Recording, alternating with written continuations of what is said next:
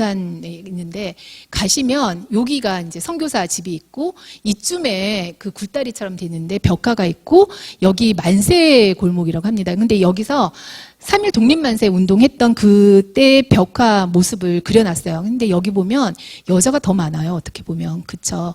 근데 그 맞은편, 이 벽화에 요렇게 맞은편에 보면 이런 기념벽이 있어요. 거기에 독립유공자, 이갑성, 누구누구 해가지고 33명의 남자 이름들만 있었어요. 너무 이상한 거예요. 왜 유공자가 여자가 없었을까? 찾아봤어요. 우리 재단에서. 찾아보니까 유공자가 2명이나 있었고 그 당시에 그 다음에 3.1운동 100주년 때 또 2명이 나와서 4명이나 있는 거예요. 그런데 여자가 1명도 없어요. 여기는. 그래서 저희가 중구청, 대구시, 그 다음에 청라언덕 여기 하는데 다 얘기를 해가 동산병원 얘기를 해가지고 이 임봉선, 이선애 이렇게 유명한 우리 지역에 있는 독립운동가입니다. 심령여학교 출신이고요.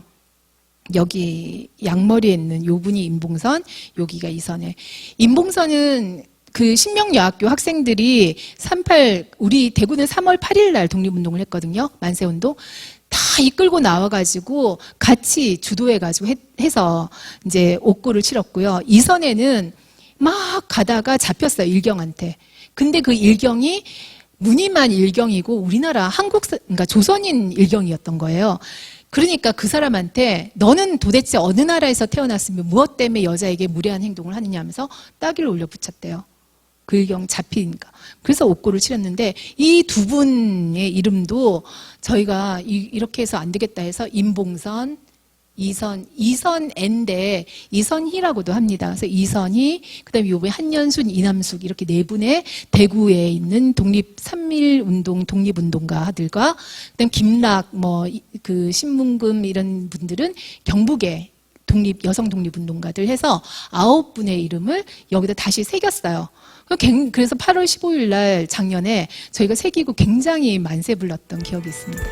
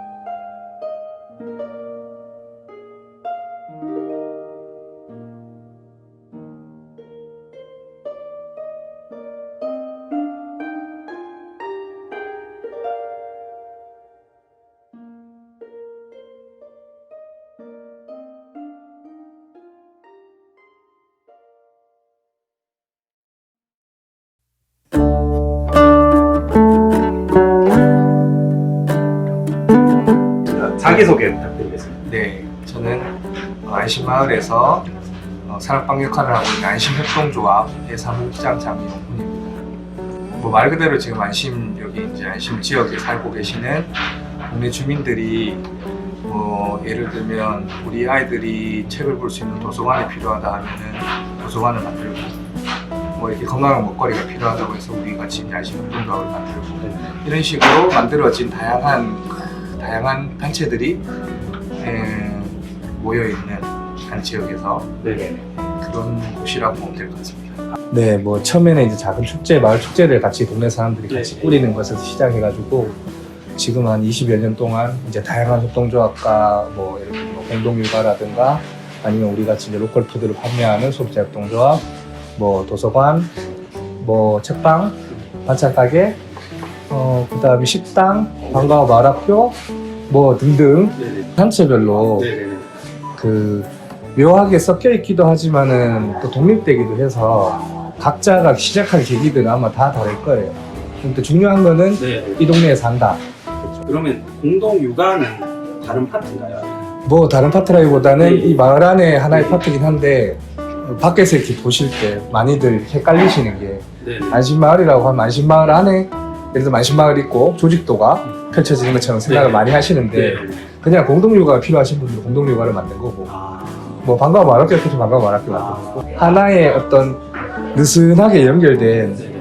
그런 조직이라고. 조직이라고 보기도 좀 애매할 것 같아요. 네네네. 그냥 어떤 연대감을 가지고 같이 활동하긴 네. 하는데 필요에 따라서 독립적으로 좀 움직이고 있어서 그러면 공동 육아나 이 로컬 푸드에 참여하려면 어떻게 해요? 오셔가지고 그냥 예. 조합원 가입 신청하시고 이용하시면 되고요. 아. 공동육아는 제가 사실 아직 아이가 없어서 예, 예. 들어가 본 적이 없어서 가입 절차는 제가 정확히 모르겠지만 네네네. 거기도 협동조합이기 때문에 출자를 하시고 가입 신청을 하시면 되는 걸로 알고 있습니다. 그럼 이게 조건이 그 안심에 이제 살아야 이게 가능해요. 반드시 그렇진 않아요. 이게 네네네. 뭐 물리적 거주지가 안심에 있으면 아무래도 이용하기가 편리하시긴 하겠지만 다른 지역에서 이용하시는 분들도 있는 걸로 알고 있습니다. 네, 그럼 지신마을에 느림 배송 시스템이라고 있는데 혹시 음. 이게 어떤 건지 설명 좀 부탁드리겠습니다. 그거는 이제 정확하게 말하면 우리 이제 안심협동조합이 하는 거예요. 여기서 이제 식품을 판매를 하니까 식품 중에는 어떤 거는 좀 무겁기도 하고 그러니까 뭐 우리가 흔히 가는 이마트라든가 롯데슈퍼 어디 가도 배달이 다 있듯이 저희도 배달이 있는 건데 배송을 한다는 게 생각보다 이윤이 남지 않는 사실은 수익을 창출하기 굉장히 어렵습니다. 대규모 배송 시스템을 갖고 있지 않으면 네네네. 그래서 원래는 저희가 배송이 없었어요. 예. 없었는데 이제 하나 생각하게 된 게 요거는 안심협동조합뿐만 아니라 마을을 전체를 또 다시 한번 보셔야 되는데 이 수많은 마을 단체들 중에는 그 발달 장애인들을 케어하고 발달 장애인들이 이제 비장애인들과 같이 마을에서 어울려 살아가기를 바라는 사람들이 있습니다. 그러니까 안심마을 공동체가 처음에 생겨날 때 아주 주축이 됐던 사람들이 있었는데 그 중에 한 부류가 그 장애인 부모님들이셨거든요. 본인들이 살아 계실 때는 자기가 케어하면 되지만 내가 이제 없었을 때는 어딘가에 올려서 살아갈 수 있어야 되는데 그런 환경을 미리 조성하고 싶다라고 생각하신 그 부모님들 계셨어요. 그분들이 이런 마을 공동체 활동을 하는데 엄청 많은 에너지도 보태고 시간도 많이 보태고 돈도 많이 보태시고 그러셨기 때문에 자연스럽게 이제 암묵적으로 서로 그러니까 이렇게 해야 된다라고 하는 규정은 없는데 그 안심마을 공동체 아까 다양한 단체들이 이 발달장애인 청년들을 고용을 하고 있습니다. 한두 명씩. 저희 이제 안심협동조합도 네. 고용을 3명을 하고 있고 이 친구들 잘할 수 있는 일이 조금 달라요. 비장애인들은 보통은 이렇게 아무거나 가르쳐서 이걸 해야 된다 하면은 좀 습득을 조금 더 빨리 할 수 있지만은 그렇지 않은 경우가 이제 그 발달장애인 청년들이 있는데 그 친구들이 할 수 있는 일이 뭘까라고 고민하다 보니까 소위 말해서 이 동네에 일단 살고 있으니까 지리도 어느 정도 알고 뭐 물리적으로 움직이는 거에 대해서는 전혀 무리가 없으니까 배송을 하면 되겠다라고 생각을 해서 보통 배송 그러면 이제 되게 빨리 가고 신속 막 이런 게 되게 중요한데 저희는 이제 언젠가는 도착한다.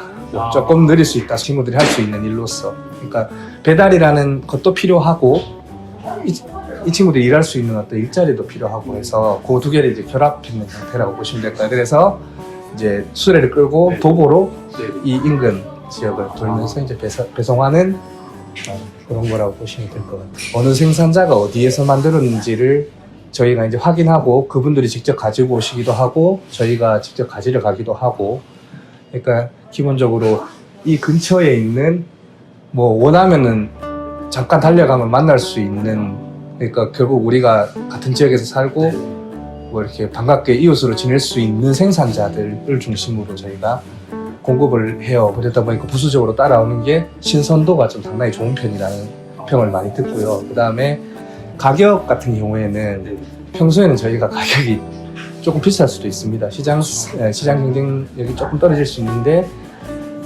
그 소위 말해 바깥 시세가 폭등하거나 했을 때는 오히려 저희가 조금 저렴하기도 하고 그런 게 있습니다. 왜냐하면 그 사실 생산자 입장에서는 내가 100개를 생산하면 이게 일정한 가격으로 정확하게 팔려주기만 한다면 시세가 오르내린다고 해서 거기에 이제 끌려서 막 비싸게 팔았다가 그렇게 소위 말해 포기했다가 이런 경우가 안 생기고, 사실 일정하게 좀 공급해 주실 수 있는 측면이 있거든요. 그래서 그럴 때는 시장 경쟁력을 잠깐 가질 때가 있습니다. 지금은 이제 우리가 이사를 왔는데, 이사 오기 전에는 옆에 횟집이 있었거든요. 엄마 장 본다 심심하잖아 애들이. 그래서 옆에 이제 횟집 있는 데 가가지고 뭐 이렇게 애들 던지고 노는 거 좋아하니까 던지고 놀다가 수족관을 돌을 던져가지고 수족관이 막 깨져버렸어요. 근데 이제 그래갖고 이거 어떡하지 할 때 이렇게 이 동네니까 어쩌면 그렇게 해결될 수 있다고 보는데, 깨진 거는 당연히 뭐 보상을 해야 되는 건 당연한데 쏟아져 나온 물고기들이 있지 않습니까? 그냥 버리고 돈을 물려주는 것보다는 더 좋은 방법이 있으니까 뭐냐면 모여서 다 같이 먹자. 네. 그래서 이제 모두 전화를 돌리기 시작했습니다. 사건을 목격한 사람부터 시작해서 이제 연락이 가고 그분이 또 다른 분들한테 연락하고 해서 그날 그 횟집 홀을 꽉 채우는 동네 사람들이 모여가지고 그날 쏟아져 나온 물고기들을 다 같이 먹었습니다. 그래서 잔치를 했는 거죠. 그래서 다들 이렇게 잔치할 때 처음에 건배사가 뭐였냐면은 그 아이 이름이 기정이었는데, 기정아 고맙다.